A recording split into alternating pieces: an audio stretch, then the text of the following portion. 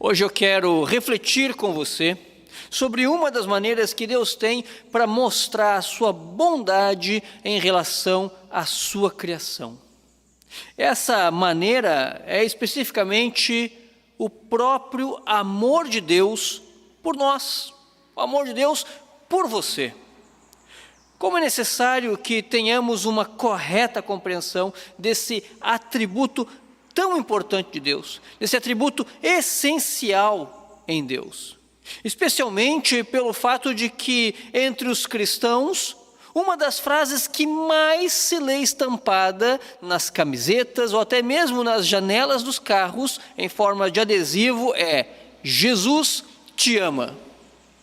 Precisamos estar atento quanto às implicações desse atributo essencial de Deus. Quais são as implicações na nossa vida? Quando Deus manifesta o seu amor, ou tendo Deus manifestado o seu amor, como isso se manifesta na tua vida, na minha vida? Como identificamos? Afinal, o amor de Deus é responsável pela restauração do relacionamento dos homens com os homens e dos homens com Deus. Sem o amor de Deus, sem conhecermos o amor de Deus, sem entendermos o amor de Deus, nós não nos relacionamos bem com o nosso próximo, nós não nos relacionamos bem com o nosso semelhante. Também, sem conhecermos o amor de Deus, sem termos compreensão desse atributo essencial de Deus, nós não conseguimos nos relacionar com o Senhor. Se não fosse o amor de Deus, toda a raça humana estaria para sempre morta nos seus delitos e pecados, longe, longe da bondade de Deus. A palavra de Deus, na carta de Paulo aos Efésios, nos diz, no capítulo 2 e versículo 1, da seguinte maneira: Ele vos deu vida, estando vós mortos nos vossos delitos e pecados. Observe como é claro a palavra de Deus. Deus nos deu vida, nós estávamos mortos. O amor que Deus tem pelo ser humano não tem origem no próprio ser humano. Deus não olhou para nós e viu que há algo de interessante em você ou em mim, que havia algo de atraente, que pudesse atrair a atenção de Deus. Pelo contrário, o que a palavra de Deus nos diz é que o ser humano, naturalmente, após a queda no pecado, nem sequer busca a Deus, não se volta para o Senhor, não caminha em direção ao seu Criador. Portanto, o amor que Deus tem pela sua criação tem origem nele mesmo. É o que a palavra de Deus nos diz claramente na primeira carta de João, capítulo 4, versículo 16. Diz assim: E nós conhecemos e cremos no amor que Deus tem por nós. Deus é amor. E aquele que permanece no amor, permanece em Deus, e Deus nele. Aqui vemos a expressão mais clara de que Deus nos ama com um amor que se origina dentro do próprio ser de Deus, porque de fato Deus é amor. O atributo de Deus, característica marcante do Senhor, uma das características marcantes do Senhor, é exatamente o seu próprio amor. Amor que Deus tem por nós, porque Deus é amor, é o que João diz na sua primeira carta, capítulo 4, versículo 16. Aqui então vemos a expressão mais clara de que Deus nos ama, com amor que se origina dentro dele, porque Deus é amor. Resumidamente, podemos dizer que Deus nos ama porque faz parte da natureza de Deus amar. Porém, o Senhor olhou para você, o Senhor olhou para mim e direcionou este amor. Deus é amor. Se não houvesse amor em Deus, Deus não seria Deus. No entanto, Deus é amor. É uma característica essencial. E Ele direciona este amor para a tua vida. Direciona para a tua vida. Para a minha vida. Portanto, nesse instante, eu quero compartilhar com você que está nos assistindo também pela internet. Quero refletir com você sobre 2 atributos, ou melhor, 2 características deste atributo tão importante de Deus. 2 características do amor de Deus. Antes, porém, de continuarmos, vamos orar ao Senhor nesse instante. Pai amado, nós te agradecemos, porque o Senhor nos faz periodicamente pararmos e refletirmos sobre a pessoa do nosso Criador, que não apenas nos criou, mas também ama aqueles a quem criou e chama para um relacionamento próximo, um relacionamento pessoal. Nós te louvamos, ó Deus, por isso. Nós te agradecemos, Senhor, por isso. Nós te suplicamos, diante de tão grande amor, de uma manifestação tão clara, que o Senhor abra o nosso entendimento, derrame sobre nós a iluminação do Teu Espírito, para que possamos compreender os princípios do Senhor e aplicarmos em nossa vida, para que nesta segunda-feira, nessa terça-feira, nessa quarta-feira, cada dia da semana, saibamos agir de modo que glorifica o Teu nome, Senhor. Em nome de Cristo. Amém.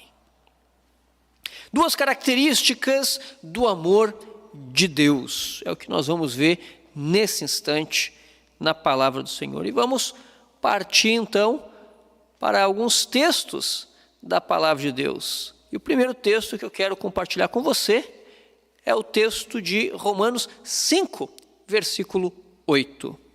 O amor de Deus é um amor redentivo.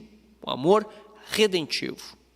Vamos ler então Romanos capítulo 5, versículos 5 a 8, onde a palavra de Deus nos diz da seguinte maneira: Ora, a esperança não confunde, porque o amor de Deus é derramado em nosso coração pelo Espírito Santo, que nos foi outorgado, porque Cristo, quando nós ainda éramos fracos, morreu a seu tempo pelos ímpios. Dificilmente alguém morreria por um justo, pois poderia ser que, pelo bom, alguém se anime a morrer. Mas Deus prova o seu próprio amor para conosco, pelo fato de ter Cristo morrido por nós, sendo nós ainda pecadores. Romanos, capítulo 5, versículos 5 a 8. Observemos o texto da palavra de Deus em Romanos, capítulo 5, versículos 5 a 8, e percebamos, então, como são aqueles a quem Deus amou. Como são aqueles por quem Cristo agiu redentivamente com o seu amor. Primeira coisa, versículo 6, Romanos 5, versículo 6, éramos fracos. A palavra de Deus nos diz dessa maneira, éramos fracos. Essa fraqueza, conforme o texto grego original, significa uma debilidade moral. Éramos débeis moralmente. A nossa moral era deficiente. Como pecadores, a nossa conduta, o nosso pensamento moral era deficiente. Essa fraqueza era real na vida de todo aquele que não tinha se encontrado com Deus ainda. eles não se agradam daquilo que era relacionado à santidade. Aqueles que vivem numa situação de fraco, conforme o capítulo 5, versículo 6 de Romanos, não se agradam nas coisas santas de Deus, não buscam prazer no caminho do Senhor. O caminho de Deus parece para eles, então, de modo muito estreito, muito espinhoso, muito difícil. É necessário que haja grande esforço, e aí parece desagradável, desmotivador, difícil demais, complicado demais. Não havia prazer nos caminhos do Senhor e na santidade do Senhor. Talvez alguns de nós até mesmo que tiveram um encontro com Cristo, talvez alguns de nós que tiveram um encontro atingidos pelo amor de Deus, pudéssemos lembrar de momentos da nossa vida em que dizíamos: não, mas viver o cristianismo é muito complicado, viver o cristianismo é muito difícil, tem muitas regras. É porque éramos fracos, conforme Romanos capítulo 5, verso 6. Tínhamos uma debilidade moral, facilidade imensa para pensar coisas que não deveríamos pensar, facilidade imensa para agir de modo que não deveríamos agir, pensarmos e agirmos de modo que desagrada ao Senhor, de modo que não glorifica a Deus, que não age de modo santo.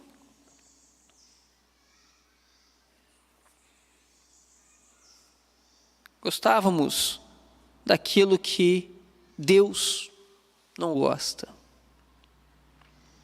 Ímpios. Romanos capítulo 5, verso 6, nos apresenta o fato de que éramos ímpios. Romanos 5, versículo 8, nos apresenta o fato de que éramos pecadores. Observe na sua Bíblia. Pecadores. Totalmente contrários à vontade de Deus, ao desejo prazeroso do Senhor. Inimigos de Deus. Observe na sua Bíblia, Romanos capítulo 5, versículo 10.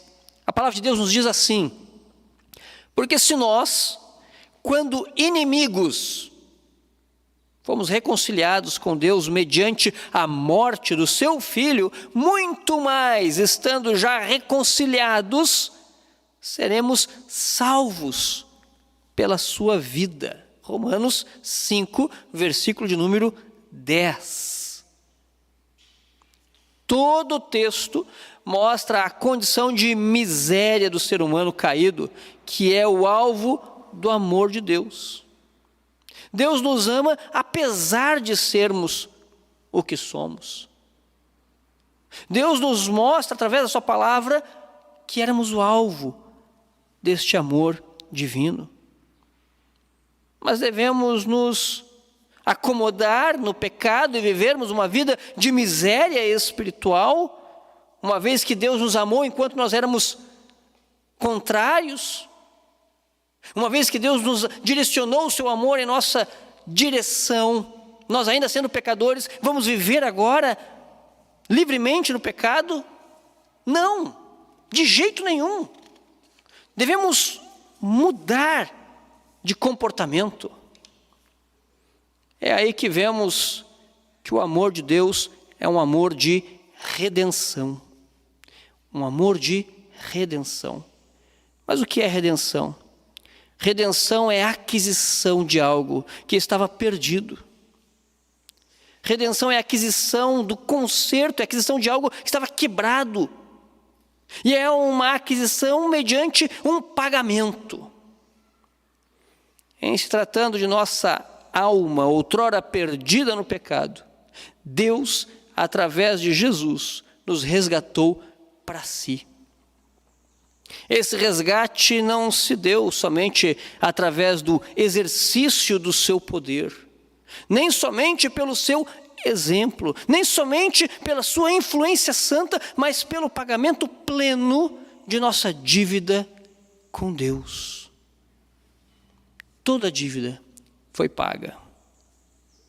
A dívida que adquirimos contra Deus através dos nossos pecados não foi simplesmente anulada, não foi simplesmente esquecida, não foi simplesmente deixada no tempo e deixando assim o tempo passar.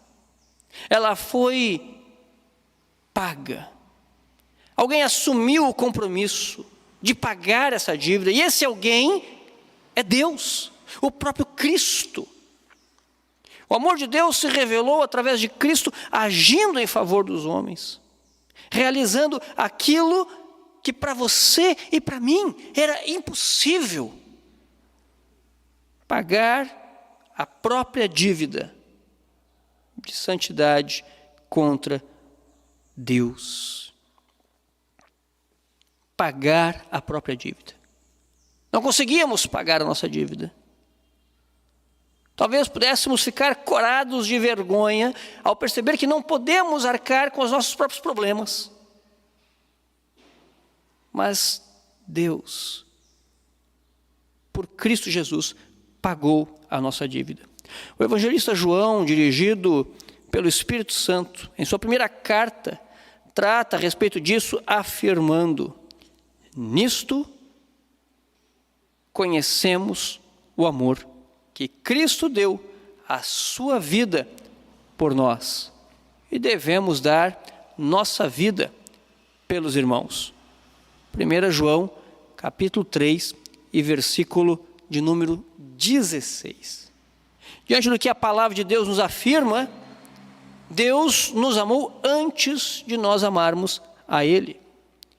Veja o que João diz a respeito disso também em sua carta. 1 João, capítulo 4, versículo 19, onde ele nos diz da seguinte maneira: nós o amamos porque ele nos amou primeiro. Perceba com clareza, a palavra de Deus é clara ao nos informar sobre o amor de Deus. Este amor de Deus por nós é um amor que nos resgatou, que nos curou espiritualmente, que nos revela um Deus maravilhoso. Além do amor de Deus se apresentar como redentor, se apresentar como um amor que nos alcançou pagando nossa dívida que tínhamos contra Deus, outra característica que podemos perceber é que Deus tem um amor sacrificial.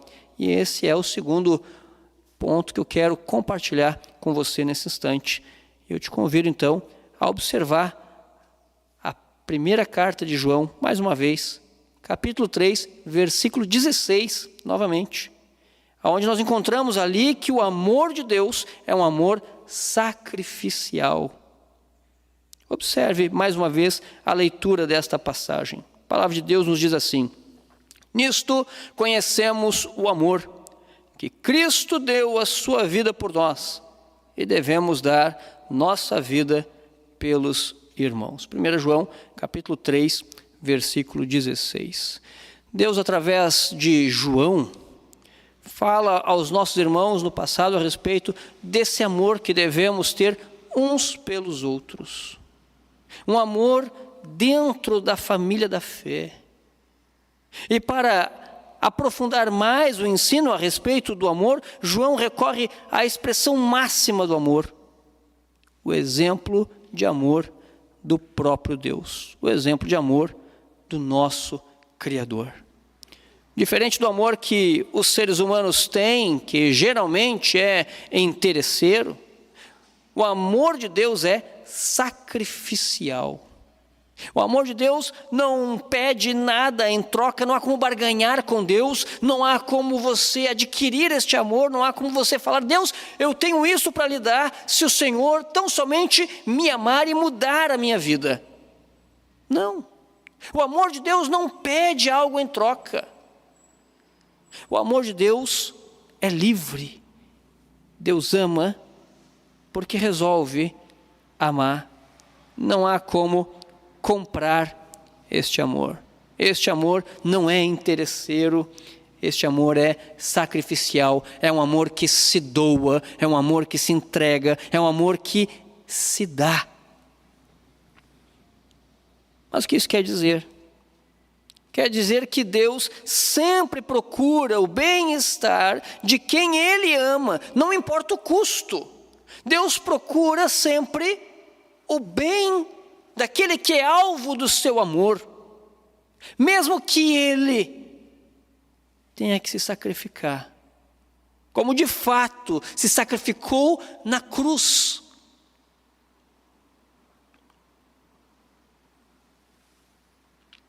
Como ele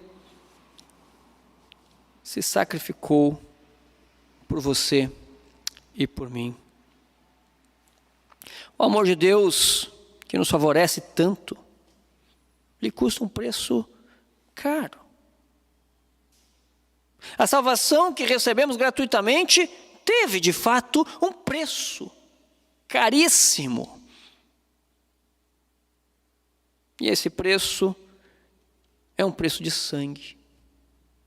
Observe o que diz Paulo aos Romanos, no capítulo 8 e versículo número 32. A palavra de Deus diz assim: aquele que não poupou o seu próprio filho, antes, por todos nós, o entregou. Porventura não nos dará graciosamente com ele todas as coisas?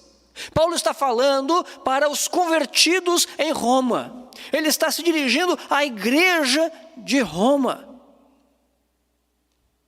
E está dizendo a eles que o Senhor, que não poupou o seu próprio filho, também dará tudo aquilo que é necessário àqueles que foram alvo do amor de Deus. Deus não faz a obra incompleta. Deus faz a obra plena, completa, e o seu amor atinge o ser humano de modo completo. Aqui nessa passagem, Paulo, servo de Deus, admirado pelo amor sacrificial de Deus, reconhece que o Senhor não poupou o seu próprio filho, para que nós, você e eu, fôssemos poupados de receber a punição, o castigo que os nossos pecados mereciam. Por isso, este amor é um amor sacrificial. Por isso, esse amor é um amor de se doar, de se entregar. Perceba, ele não poupou seu filho amado para que você e eu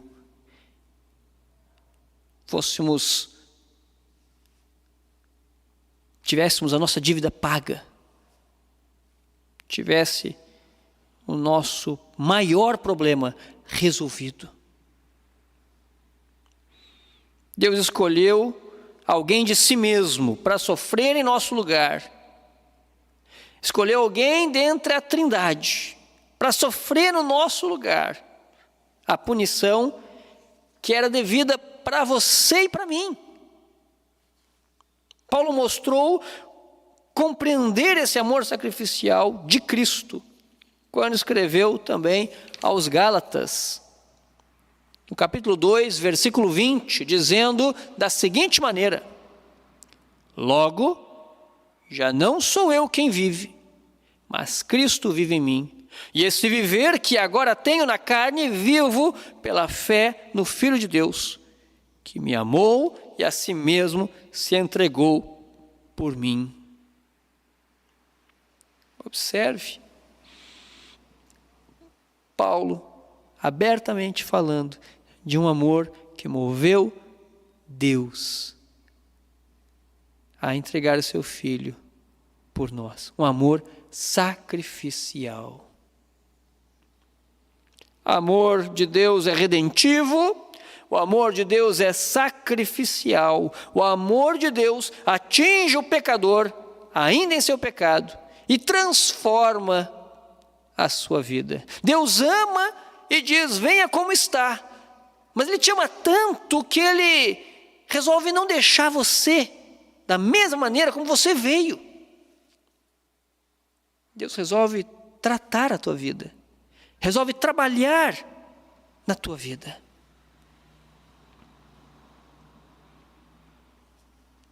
Pagar pela nossa dívida, deixando então cada um de nós num constrangimento de amor para com Deus, ao ponto de pensarmos o que vamos fazer diante de tão grande amor, o que vamos fazer diante de uma manifestação de amor para com a nossa vida.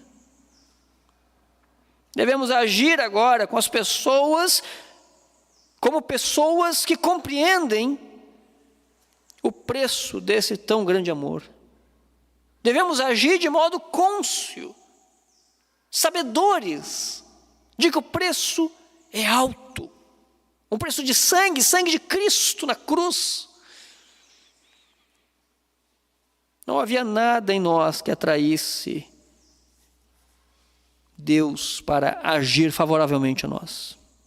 Mas o Senhor resolveu agir e nos dar novidade de vida, nos libertando dos nossos próprios corações, que nos aprisionava e exigia de você e de mim atendermos os anseios do próprio coração. O sacrifício de Cristo nos liberta, nos tira dessa situação de vivermos servos do próprio coração. O coração já não mais manda em você e em mim. Cristo é o Senhor, Ele é quem manda. O Senhor resolveu nos dar novidade de vida. Também o amor sacrificial de Cristo nos constrange, mostrando a nós que não éramos capazes de resolver os nossos problemas sozinhos. Por isso não devemos andar sozinhos. Quando há um problema em nossa vida, também precisamos estar juntos com o povo de Deus, juntos aos pés da cruz. Não somente quando está tudo bem, mas quando há um problema, precisamos também caminharmos juntos, como corpo de Cristo, unidos àquele que é o cabeça, e seguirmos as orientações, os mandamentos, as instruções de Cristo através da palavra de Deus. Só assim problemas são resolvidos.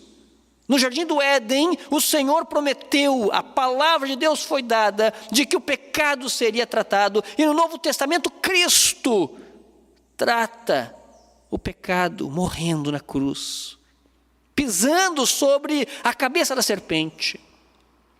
Até os dias de hoje, é do mesmo modo.